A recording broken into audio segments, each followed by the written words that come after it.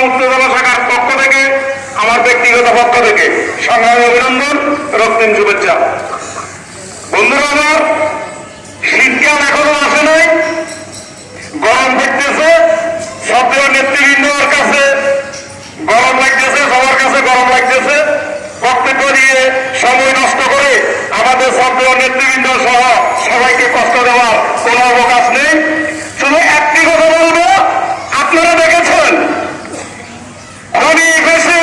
এই ডাকাতি সরকার, এই নির্দেশ সরকার ক্ষমতায় আসার পর থেকে পদ্মাবতী পর্যন্ত যে সকল নির্বাচন হয়েছে, এই সকল নির্বাচন এটা নির্বাচন নয়, এটা নির্বাচনের নামে তামাশা। গত কিছুদিন আগে 12 তারিখে ঢাকা 18 আসনের নির্বাচন সেই তামাশার একটি অংশ। ওই নির্বাচনে জনগণ ভোট দিতে কেন্দ্রে যায় নাই, রাত্র ভোট নিয়ে নিয়েছেন। জনগণের মতামতকে, জনগণের দৃষ্টিকে ভিন্ন খাতে প্রবাহিত করার জন্য ঢাকার বিভিন্ন জায়গায় সেদিন আওয়ামী পেট্রোল বাহিনীদের দিয়ে পরিকল্পিতভাবে বিভিন্ন গাড়িতে অগ্নিসংযোগ করে জাতীয়তাবাদী দল, যুবদল, ছাত্রদল, স্বেচ্ছাসেবক দল সহ জাতীয়তাবাদী দলের নেতা কর্মীদের বিরুদ্ধে মিথ্যা মামলা দেওয়া হয়েছে।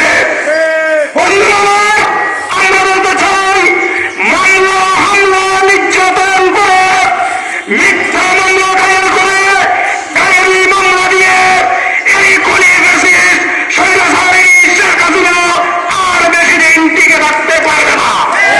আজকের এই সমাবেশ থেকে বাংলাদেশ জাতীয়তাবাদী যুবদলের সংগ্রামী সভাপতি সাইফুল আলম নীরব, বাংলাদেশ জাতীয়তাবাদী যুবদলের সংগ্রামী সাধারণ সম্পাদক, জাতীয়তাবাদী ছাত্রদলের সভাপতি ফসল সুলতান সালাউদ্দিন টাপা, বাংলাদেশ জাতীয়তাবাদী স্বেচ্ছাসেবক দল কেন্দ্রীয় সংসদের সংগ্রামী সাধারণ সম্পাদক, জাতীয়তাবাদী ছাত্রদল কেন্দ্রীয় সংসদের সাবেক সফল সভাপতি আব্দুল কাদের ভূঁইয়া জুয়েল, বাংলাদেশ জাতীয়তাবাদী যুবদল চট্টগ্রাম মহানগর শাখার বিপ্লবী সভাপতি, আন্দোলন সংগ্রামের প্রিয়